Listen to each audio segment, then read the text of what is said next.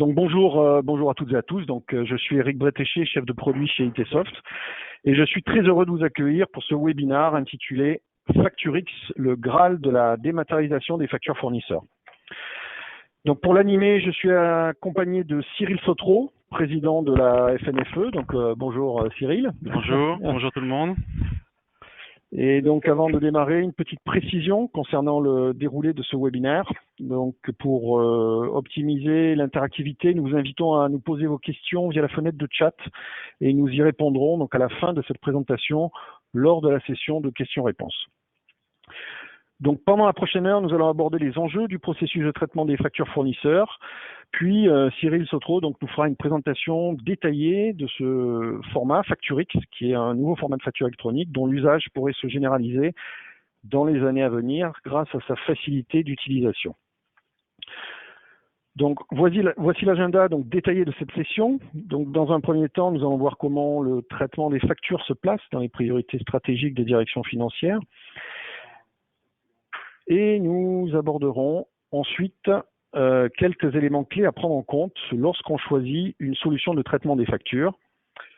Nous récapitulerons ensuite les différents formats de factures qui sont utilisés aujourd'hui et nous verrons comment on peut en automatiser le traitement, notamment les PDF images avant de passer effectivement à Facturix. Et justement, nous passerons ensuite une demi-heure donc avec Cyril qui nous présentera le nouveau format de facture Facturix. Puis nous laisserons donc un peu de temps à la fin pour quelques questions-réponses. Voilà, donc comme vous voyez, le programme est assez chargé. Donc sans plus attendre, je vous propose de commencer par vous présenter très rapidement ITsoft pour ceux d'entre vous qui ne connaissent pas notre société. Donc nous sommes un éditeur de logiciels français spécialisé dans la digitalisation de processus documentaires, c'est-à-dire tous les processus complexes nécessitant de nombreuses interactions avec des échanges de documents sous différents formats.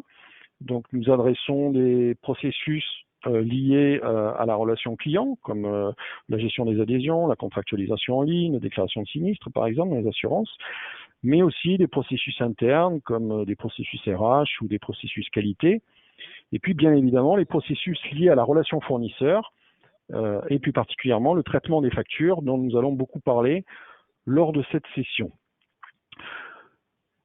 Donc, nous réalisons plus de 25 millions de chiffre d'affaires, pratiquement 26 millions, avec 210 employés, et nos solutions sont déployées dans plus de 35 pays.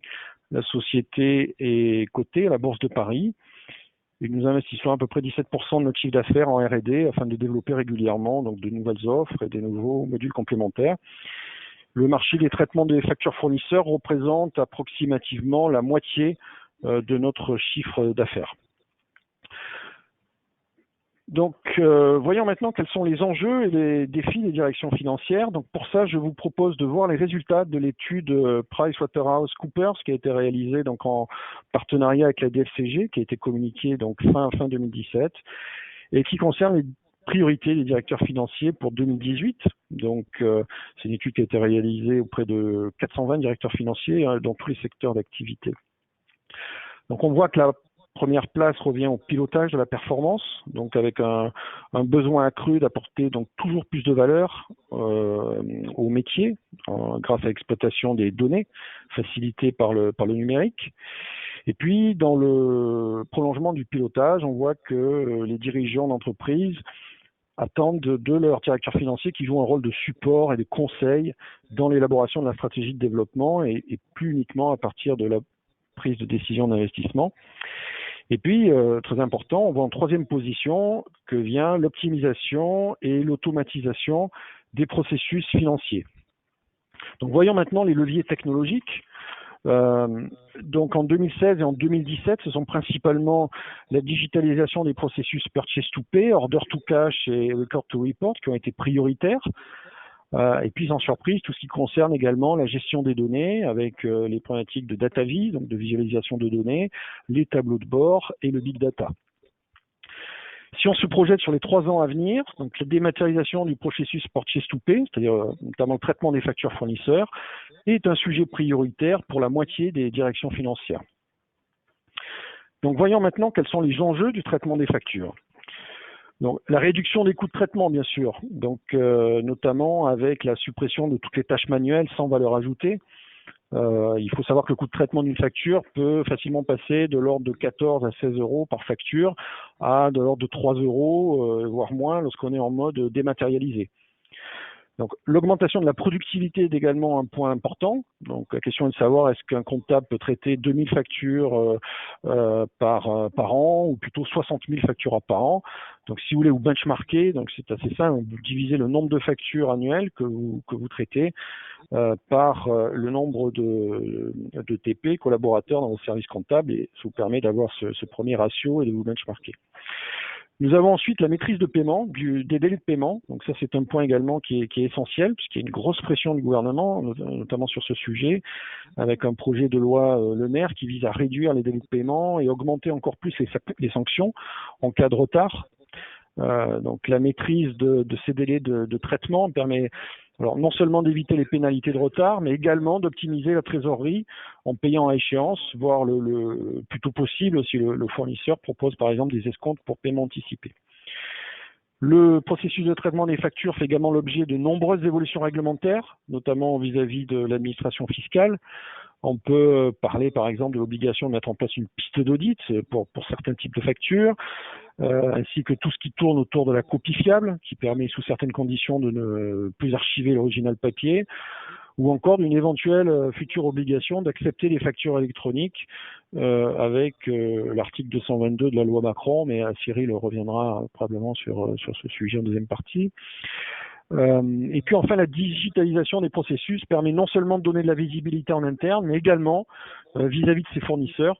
On estime aujourd'hui que les services comptabilité fournisseurs passent en gros jusqu'à 30% de leur temps à répondre aux sollicitations des fournisseurs au sujet du traitement de leurs factures. Et puis, bien évidemment, un autre enjeu qui est la réduction des erreurs, des paiements en double et possibilité de limiter les cas de fraude. Donc on voit ici une version simplifiée d'une plateforme de traitement des factures. Donc on voit à gauche la capture de factures sous différents formats qui sont ensuite traités avec le même processus. Donc les factures qu'on va vouloir capturer sont des factures papier, des factures EDI ou des simples fichiers PDF, par exemple, qui arriveraient par mail ou chargés sur des portails, ou des factures hybrides, dont on parlera tout à l'heure. Donc l'objectif est bien que la majorité des factures soient traitées automatiquement de la réception au paiement dans l'ERP, donc ce que nous appelons, nous, le no-touch ou straight-through processing. Donc c'est bien entendu le cas lorsqu'on reçoit une facture qui correspond parfaitement à un bon de commande et une livraison. Mais on peut également automatiser au maximum le traitement de factures, par exemple sans commande, avec le routage automatique vers les bons valideurs, ou bien prendre en charge de manière automatique également les imputations comptables et analytiques en fonction des propriétés de la facture.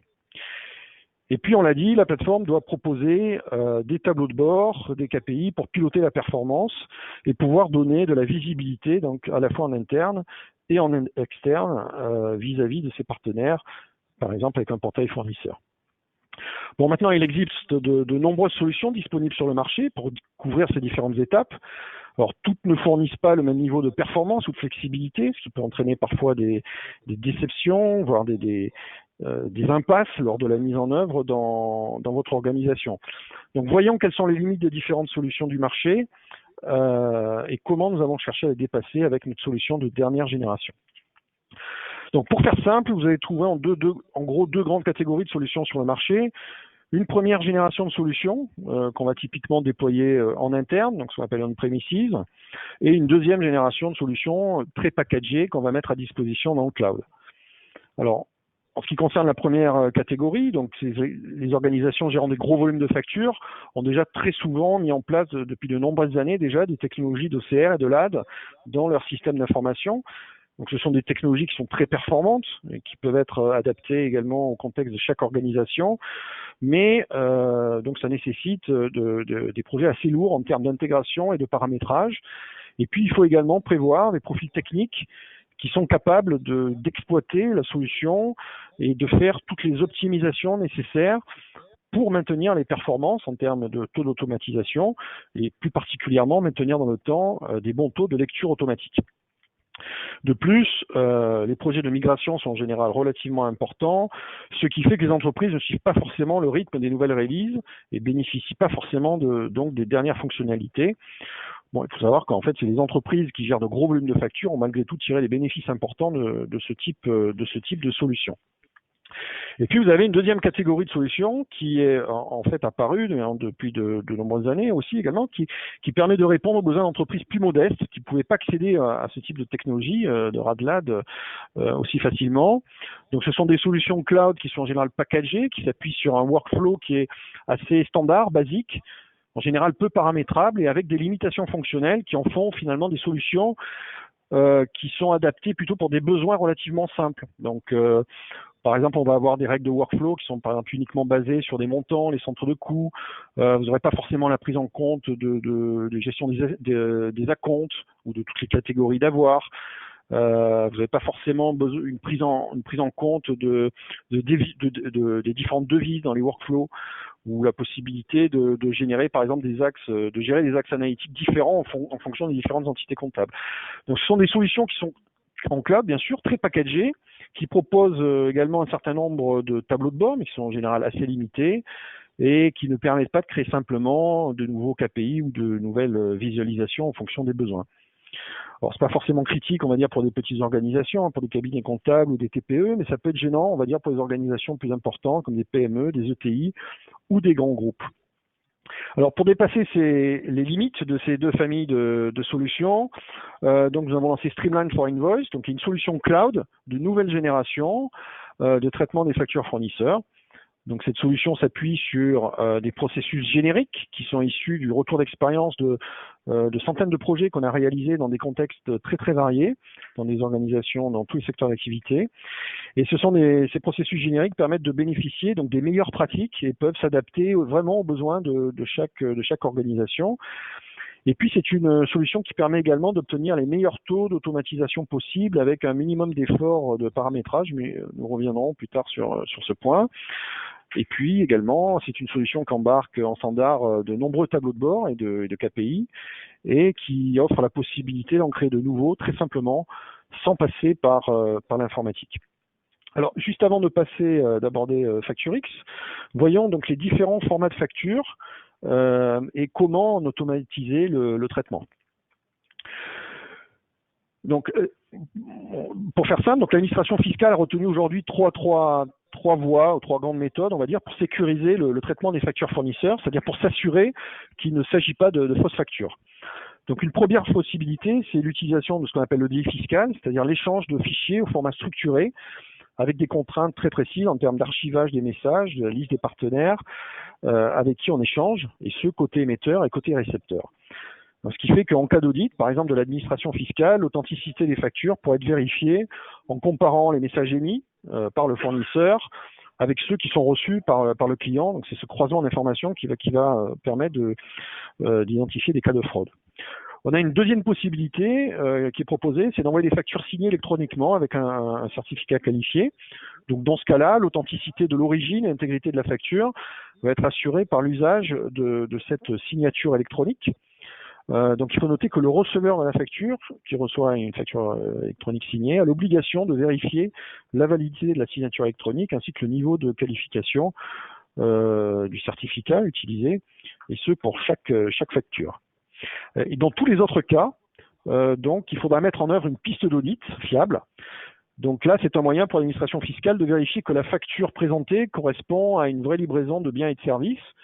Donc c'est le cas notamment pour toutes les factures qui peuvent être envoyées dans un format PDF simple, par exemple en pièces attachées de mail, mais également des factures que vous allez recevoir au format papier. Donc cette piste audit je répète, elle est obligatoire pour les factures papier, donc ce que certaines entreprises ignorent encore, et ce depuis quelques années déjà.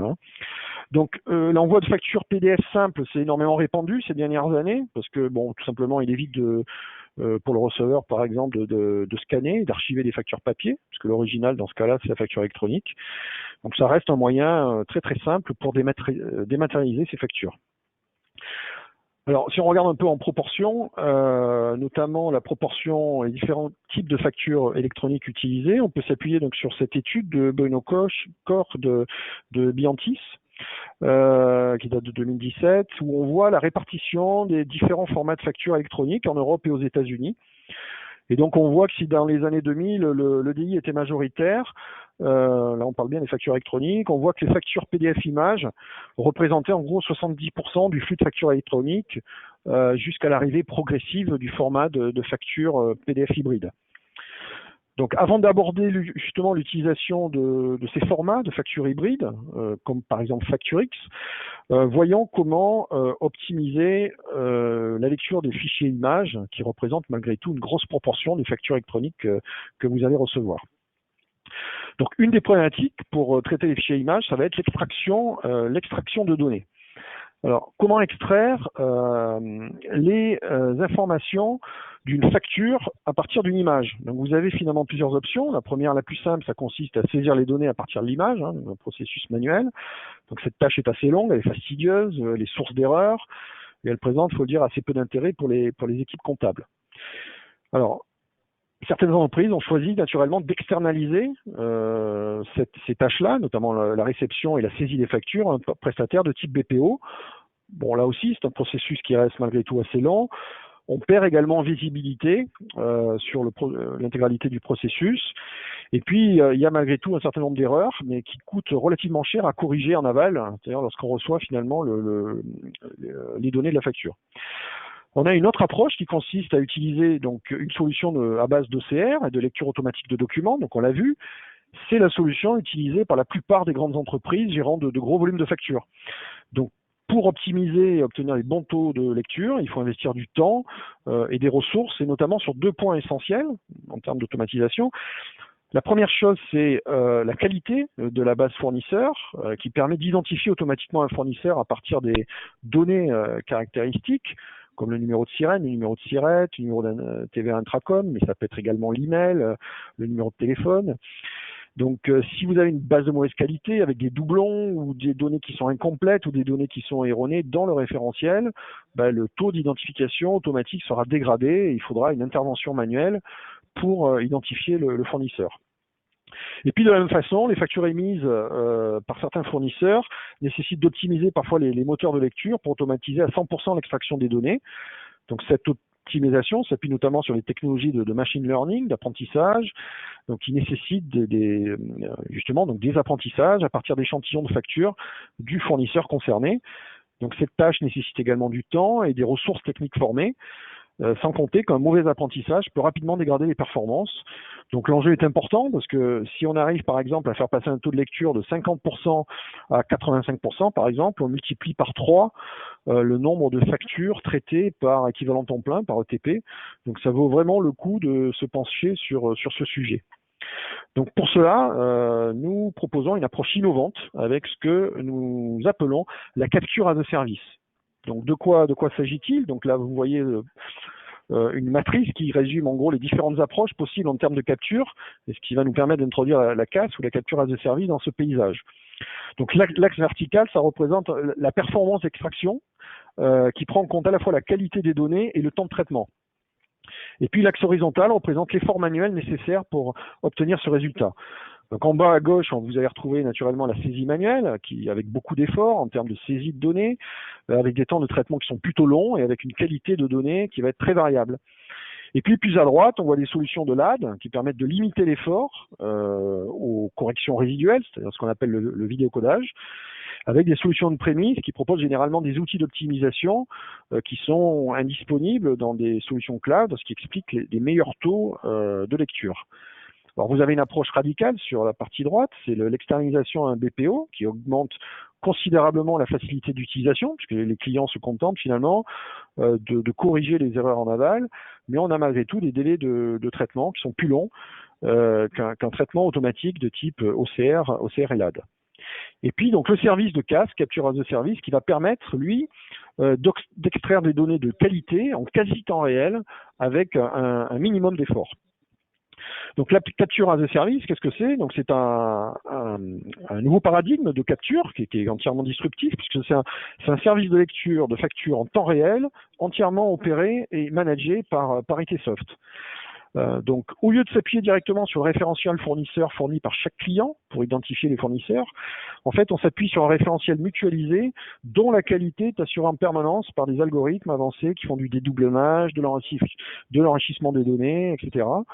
Et une fois le fournisseur identifié, donc on a également des algorithmes qui permettent de faire le lien avec le référentiel de fournisseur de chaque client pour récupérer le bon code ERP. Donc ça nous permet d'automatiser au maximum l'identification des fournisseurs. Et puis de même, donc sur les taux de lecture, c'est-à-dire l'extraction des données, donc ces taux de lecture sont supervisés, optimisés de façon centralisée par nos équipes, afin que nos clients bénéficient donc des meilleures performances sans aucun effort de paramétrage. Donc les apprentissages sont faits à partir de millions de factures que nous gérons chaque jour dans le cloud, là où les clients ne peuvent finalement s'appuyer que sur les factures qu'ils reçoivent et sur le temps disponible de leurs experts en fait. Donc vous voyez donc sur la partie droite un exemple de tableau de bord utilisé par nos équipes pour superviser les taux de lecture. Voilà, donc nous venons de voir comment automatiser la lecture des informations d'une facture image. Et donc là, voyons maintenant en quoi donc FactureX va nous permettre de faciliter considérablement le traitement des factures électroniques avec un format hybride. Donc je laisse donc la parole maintenant à Cyril Sautreau. Bonjour, il faut que j'affiche mon écran, ce qui devrait être le cas. Si vous confirmez que ça marche.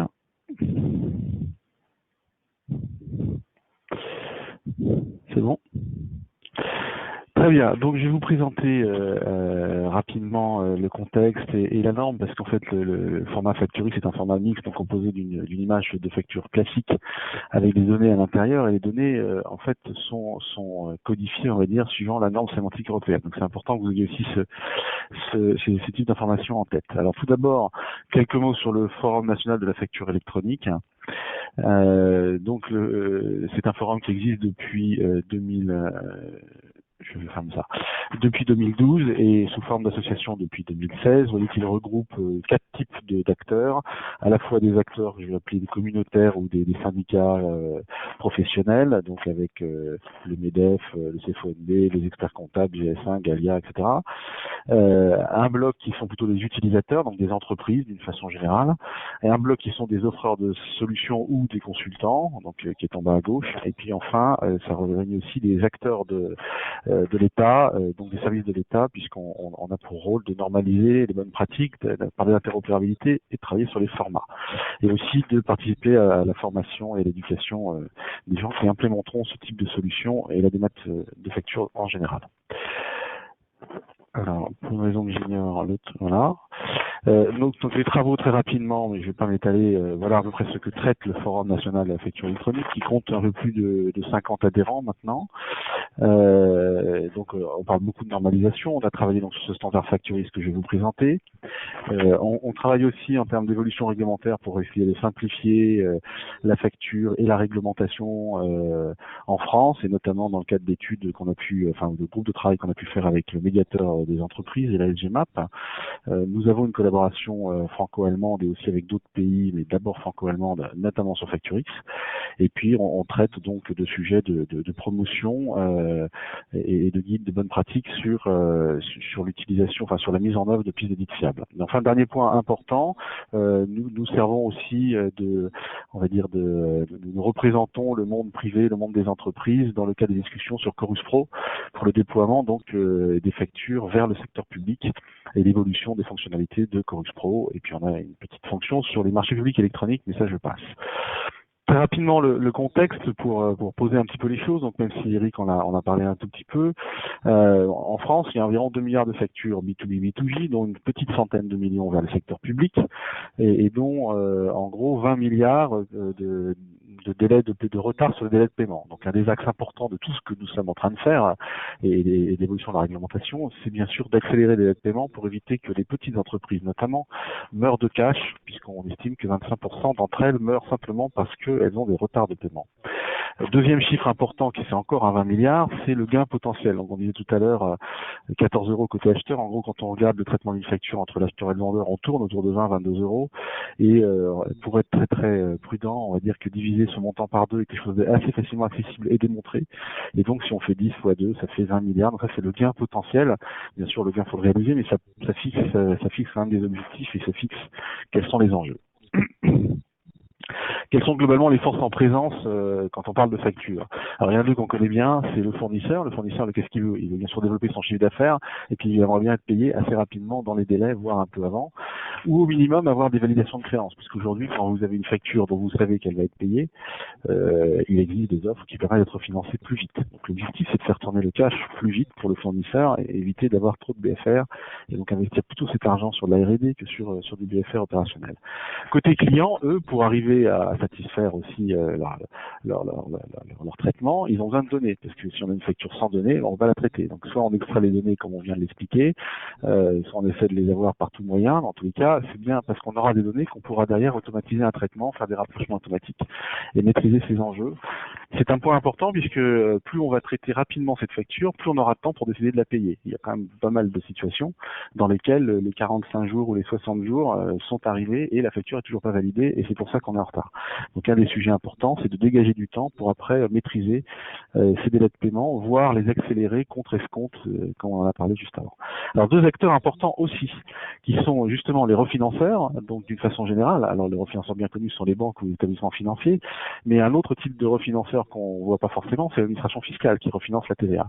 Et donc ces deux types d'acteurs, eux, voient passer des factures et leur problématique, c'est est-ce que ce sont des vraies factures, est-ce qu'il y a vraiment de l'argent qui va transiter derrière.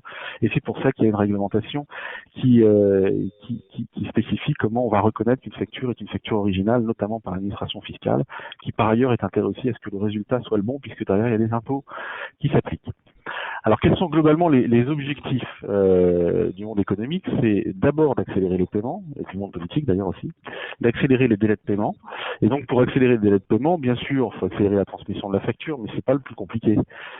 Et donc dans la facture électronique, ce qui compte, c'est pas tellement de l'envoyer vite, même si on peut gagner quelques jours, c'est de la traiter vite. Donc le deuxième élément important, c'est d'accélérer les traitements. Et si on veut accélérer les traitements, il faut des données qui s'intègrent rapidement et qui sont disponibles rapidement, qui correspondent à ce qu'on attend. Correspondent à ce qu'on attend pour matcher une facture, et j'en parlerai un peu plus loin. Et il faut aussi savoir anticiper les litiges, c'est-à-dire faire en sorte que s'il y a un problème, eh bien, on en parle avant que ce soit le moment de la payer, parce que sinon on va refaire un tour. Alors ça peut être parfois intéressant par des clients, mais pour les fournisseurs, c'est un peu l'enfer. Deuxième élément important, c'est la réduction des coûts de traitement. Donc qui est aussi très important. Donc évidemment, si on veut réduire les coûts de traitement, il faut automatiser. Pour automatiser, il faut des données. Et il y a un sujet d'interopérabilité, puisque tout le monde a des acteurs différents ou des solutions différentes, il faut qu'elles se comprennent. Et puis, il faut aussi réduire les perturbations. Ça ressemble à anticiper les litiges, c'est-à-dire qu'en s'échangeant de l'information plus en temps réel dans des plateformes, d'une façon générale, et en renvoyant de l'information sur le fait que la facture est arrivée, qu'elle a été traitée, qu'elle est en cours de validation et qu'elle sera peut-être payée, tout ça permet au fournisseur d'éviter d'appeler son client parce qu'il est inquiet et ce qui lui prend du temps à lui, mais qui prend aussi du temps à son client. Ce client doit répondre, doit éventuellement chercher l'information. Donc voilà ce qui est cherché dans la dématérialisation des factures d'une façon générale. Le besoin, donc si je le résume, on a des fournisseurs, ils veulent envoyer des factures et être payés. C'est assez simple. Hein. Des clients, ils disent OK, moi si je voulais que je vous paye, il faut que j'ai des données de factures pour les valider, pour maîtriser mes risques. Et donc la problématique, c'est qu'il va falloir synchroniser les données et les processus. Donc le processus, c'est qu'un processus d'achat, ça commence généralement plus ou moins par un bon de commande ou quelque chose qui ressemble, et puis un bon de réception, et enfin une facture. Et donc il faut que tout ça s'enchaîne, puisque quand on doit valider une facture, notamment quand on est en pièce d'édite, il faut rapprocher la facture avec sa livraison qui elle-même est rattachée à sa commande. Donc on est bien au-delà de simplement traiter une facture, on est bien en train de traiter un processus dans sa globalité. Et la complexité, c'est qu'il faut synchroniser à la fois les données et les processus dans les entreprises qui n'ont rien à voir et qui ne se connaissent pas. Et en évitant qu'elles aient à se parler préalablement à l'échange, parce que sinon, elles vont investir le temps de se parler que si elles ont suffisamment de factures. Or, il y a beaucoup de factures d'entreprises qui reçoivent peu de factures de leurs fournisseurs, de certains fournisseurs, et donc il faut que ça marche tout seul. Voilà, donc bien sûr, quand on veut synchroniser les données et les processus, la première idée ou ce qu'on cherche à faire, c'est de normaliser, c'est-à-dire on va faire un format et on va essayer de faire un seul format en mettant l'ensemble des informations utiles à l'automatisation des traitements, puis ensuite c'est de le déployer. Donc ça c'est l'objet de ce qui a été fait sur la norme européenne, et on va en voir les limites juste après. Dernier point important de contexte, le secteur public. Donc toujours pour développer la facture électronique au niveau européen, en 2014, une directive a été produite visant à deux choses. Premièrement, à définir une norme sémantique de la facture électronique avec quelques syntaxes pour les fabriquer, on va dire, donc en nombre réduit. On verra qu'il y a eu 2 syntaxes retenues. Et puis une obligation de réception par les secteurs publics des membres de l'Europe, de l'Unité européenne. Donc ça, c'était écrit, et en France, on a fait un peu plus fort, c'est qu'on a aussi rajouté, depuis aussi 2014, une obligation progressive d'émettre. Vous savez que ça a commencé en 2017 par les grandes entreprises. Cette année, ce sont les ETI, l'année prochaine les PME, l'année suite les TPE. Donc ça veut dire au 1er janvier 2020, si le calendrier est respecté, vers le secteur public ne transitera plus que des factures électroniques. Et pour ça, la solution qui a été mise en œuvre a été une solution centralisée autour de Chorus Pro, où l'ensemble des acteurs peuvent envoyer leurs factures, donc soit les entreprises en direct, soit en passant par des opérateurs ou des prestataires, vers Chorus, qui lui les redispatche vers les entités publiques. Il y a les mécanismes de date de certaines des émissions de factures et des accusés de réception qui permettent de suivre tous ces flux. Ça a quand même produit 10 millions de factures l'année dernière, donc c'est plutôt un succès, et on est plutôt confiant sur le fait que ça va se déployer suivant le calendrier.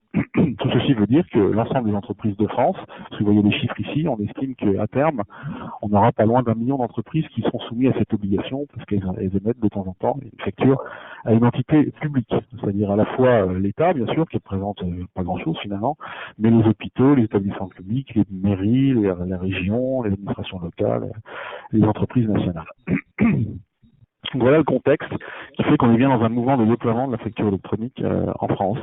Chorus Pro proposant tout type de solutions, et ça c'est important. Et dans les solutions de Chorus Pro, il y a des solutions sous forme de fichiers structurés, ce qu'on appelle le DI fiscal. Il y a des solutions où on dépose des PDF, il y a des solutions où on saisit des factures en ligne. Et quand on dépose des PDF, ça ressemble un petit peu à ce qui a été présenté juste avant, c'est-à-dire que l'outil essaie de lire ce qui est écrit dedans. Et c'est l'utilisateur, donc le fournisseur, qui fait ce qu'on appelle le vidéocodage, donc la vérification des données, donc à la main, une à une, et qui valide les données qui ont été extraites. Donc ça veut dire qu'on est quand même dans du super semi-manuel. Donc voilà à peu près pour le contexte. Ensuite, je vais vous dire quelques mots sur la norme sémantique. Donc norme sémantique lancée en 2014, et il y a eu des discussions au niveau européen, en fait au niveau de 33 pays européens, pour définir ce qu'est une facture, donc quelles sont les données, on va dire, essentielles qu'on doit voir figurer dans une facture. Cette norme européenne, elle avait pour bien sûr objectif de favoriser l'interopérabilité. Donc l'objectif était de dire, maintenant, si on respecte la norme, eh bien celui qui va émettre une facture saura précisément où il doit mettre son numéro de bon de commande, son numéro de contrat, son numéro de bon de livraison, la date de facture. C'est clair pour tout le monde, il n'y a pas besoin de se parler avant, on met les informations dans les cases qu'on a définies. Donc c'était l'objectif. Et donc pour prioriser l'automatisation, l'objectif aussi entendu de cette opération a été de travailler sur la facture structurée. Donc l'objectif c'est de faire uniquement une facture de données. Et donc on n'est pas ici dans une facture d'Ethnix, on est dans un fichier EDI simplifié ou réduit, on va dire, donc pas de données sectorielles, on va le voir, mais malgré tout de quoi travailler pour un très grand nombre de factures. Et tout ça avait pour objet d'accélérer le déploiement de la facture en tirant par le secteur public, le secteur public étant obligé d'accepter ce type de facture, et dans pas mal de pays, les émetteurs étant obligés de les émettre, et ça sera déjà un premier niveau de facture échangé sous cette forme, potentiellement. Alors les travaux ont duré un certain temps, donc cette durée essentielle de la facture à la fin, et on en a finalement retenu à peu près 160, et puis les syntaxes qui ont été retenues je passe directement, sont au nombre de 2, c'est-à-dire l'UBL, enfin pour ceux qui jargonnent, un qui s'appelle l'UBL, un autre s'appelle UNCFAC, donc en gros deux formats qui sont mappés par les factures pour mapper exactement la norme sémantique. Donc voilà un peu le contexte. Ceci existe, c'est publié depuis fin octobre. Ça commence à être implémenté par les entités publiques en Europe. Et maintenant, désormais, à partir du moment où vous mettez une facture qui a ce format-là, les entités publiques sont censées l'accepter. Avant le 18 avril 2019, c'est quand même une date de mise en œuvre. Mais rien n'empêche, en France, ça se ferait plus tôt. Alors maintenant qu'on a vu cette norme de facture, c'est très bien, hein, on a vu une facture de données, on a quand même un sujet malgré tout, qui est que cette norme elle est très bien, mais en fait elle est à la fois trop courte et trop longue en fait, hein, ou trop riche. Elle est trop courte pourquoi? Parce que c'est une core invoice, c'est-à-dire qu'on donne mis des données essentielles, dans lesquelles on a prévu l'instant des blocs de données, mais par exemple les données sectorielles sont pas nécessaires. Dans une facture, si vous prenez une facture, vous voyez que des fois il y a plein d'informations. Parfois, elle n'est pas utile, mais parfois, elle peut être utile et elle ne sera pas toujours codifiée dedans. Donc, un des sujets qu'on peut avoir, c'est qu'il n'y a pas assez de place pour mettre toutes les données qu'on peut voir dans les factures classiques, ce qui peut demander aux émetteurs de factures de faire un choix d'enlever des données et ils n'ont pas forcément toujours envie de le faire. Deuxième élément, ça peut être aussi trop riche, c'est-à-dire si je prends des PME qui émettent des factures, elles ne savent pas forcément émettre des factures de données avec cette richesse de données, parce qu'elles traitent beaucoup de données sous forme de texte libre plus ou moins dans des lignes. Enfin, ils n'ont pas le système d'information qui est construit avec autant de données, de bases de données aussi riches que ce qu'on peut mettre dans une facture. Donc, on a aussi un autre sujet qui est que pour créer de la facture de ce type complète en données structurées, eh bien, il n'y a pas forcément beaucoup d'entreprises petites qui sont en capacité de le faire aujourd'hui.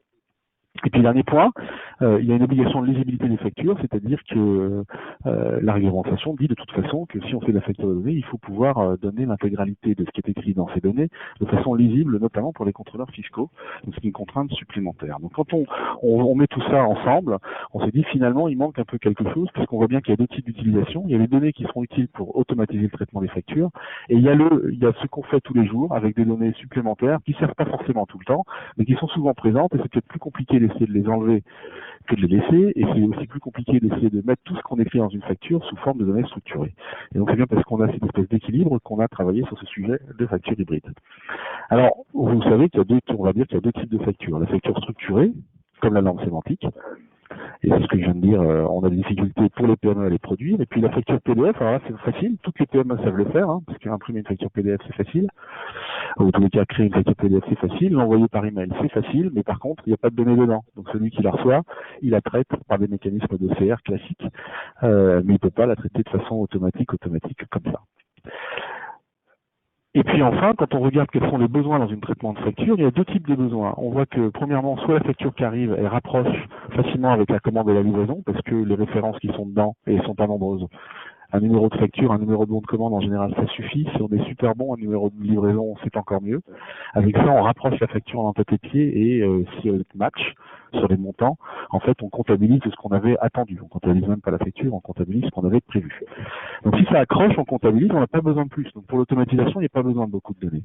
Et puis, dès que ça n'accroche pas, on se rend compte que, pour comprendre pourquoi ça n'accroche pas, souvent, on est bien content de lire la facture, parce que souvent, ça repasse en manuel, et là, d'y trouver un tas d'autres informations qu'on n'avait pas mis dans le fichier des données, et qui, du coup, vont servir aux opérateurs pour essayer de comprendre pourquoi cette facture ne matche pas.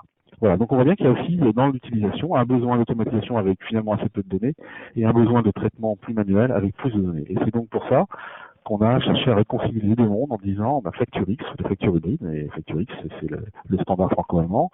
C'est une image, une facture PDF pour les gens, pour les personnes, et puis c'est des données pour les machines. Et ça cohabite parfaitement puisque les données sont cohérentes avec l'image qui est produite. Et donc c'est une sorte de facture à double face. Côté pile, vous avez des données, une facture PDF classique, et côté face, vous avez des données qui sont inscrites.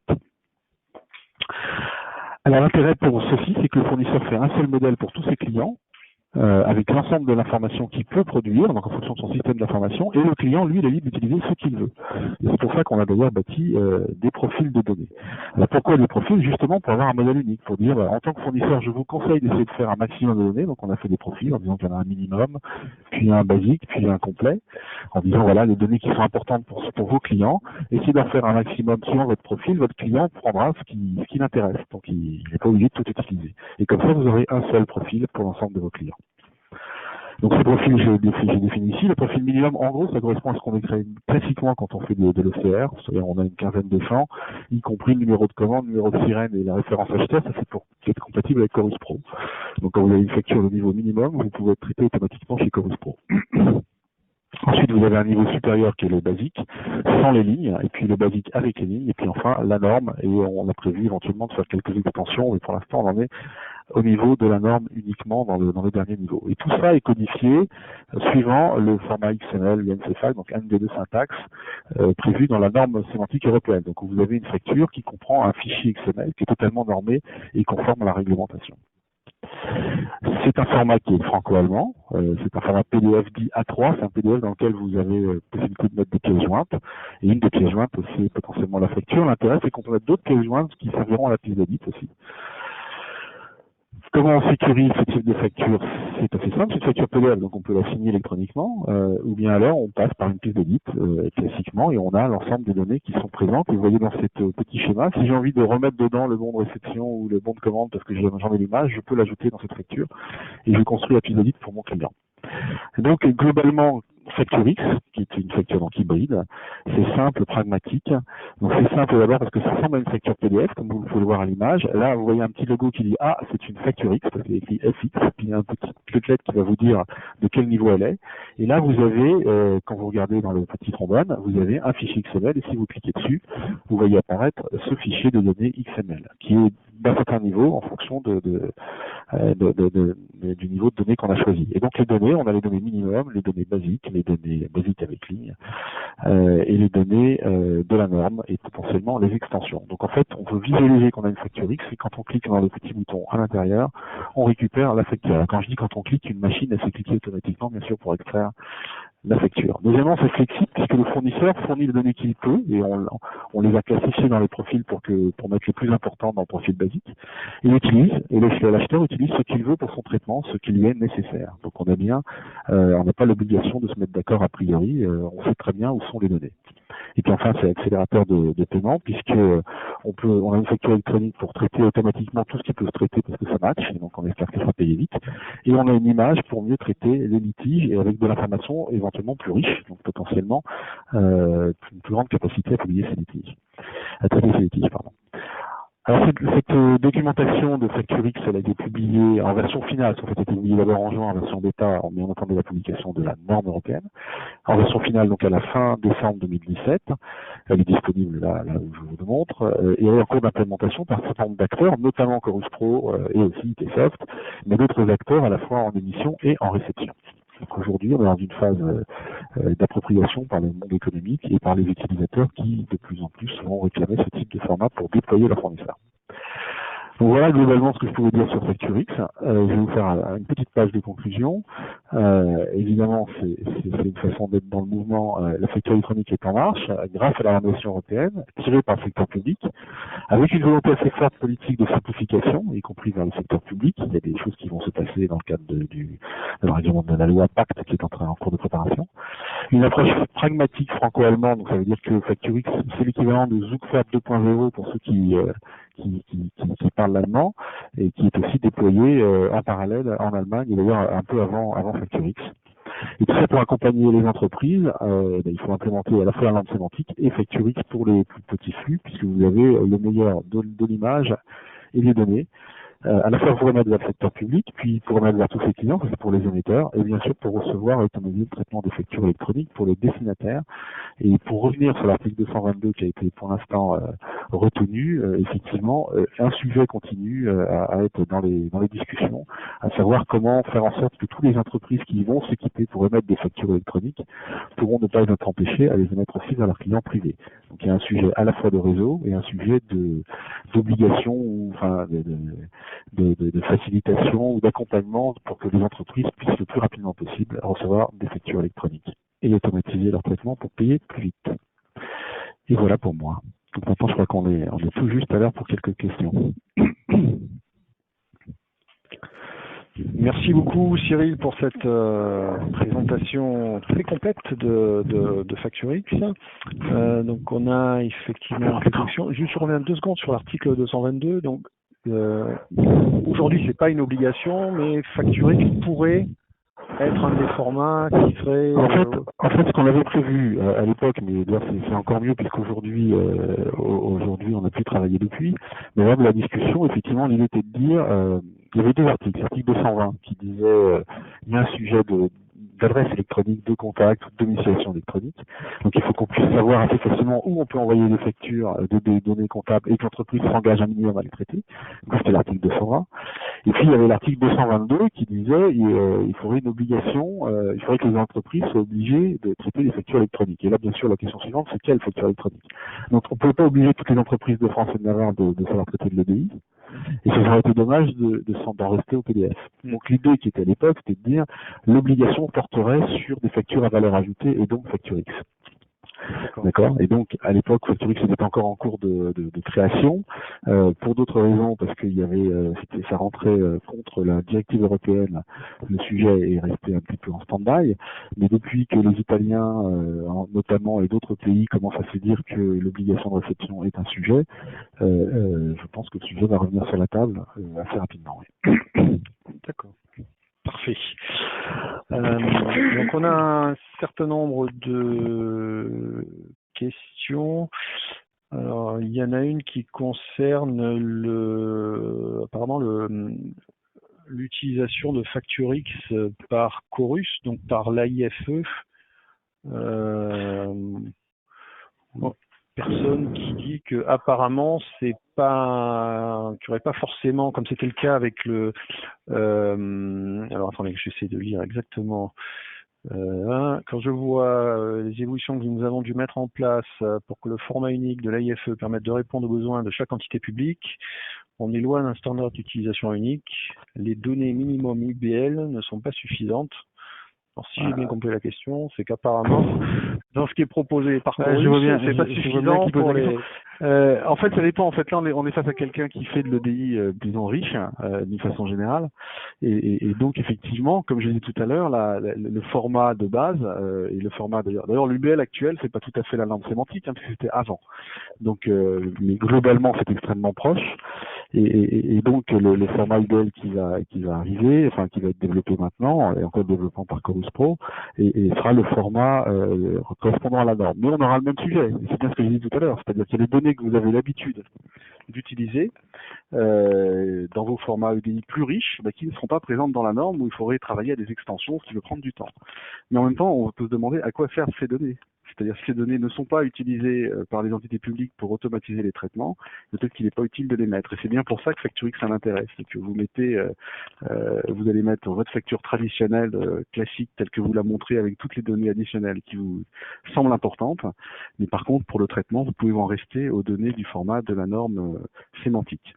Alors quant à Chorus Pro, ils sont en train d'implémenter, donc on aura un point lors de notre plénière dans 2 jours ou 3 jours, mais globalement, la dernière fois qu'on les a vus, ils nous ont dit qu'ils étaient en train d'implémenter Facture X, et donc du coup le MXML avec, pour le mois de mars. Donc le mois de mars informaticien, on va dire que c'est 31 mars. D'accord, parfait. Alors je regarde s'il n'y a pas d'autres questions globalement par rapport à Facture X.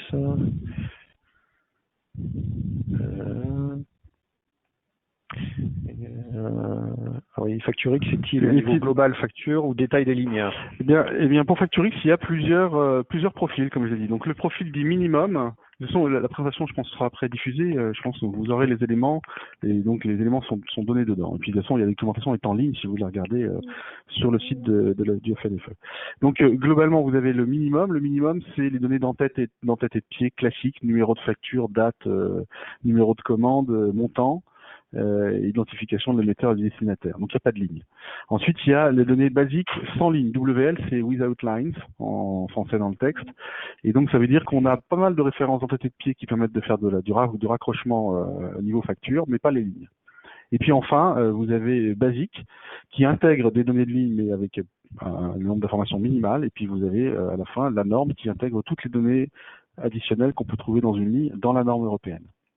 Et nous travaillons avec les Allemands éventuellement à enrichir ce format de quelques extensions. Et pour l'instant, travaillons déjà sur le périmètre de la norme. Plus de son. Est-ce qu'on a entendu ce que je viens de dire?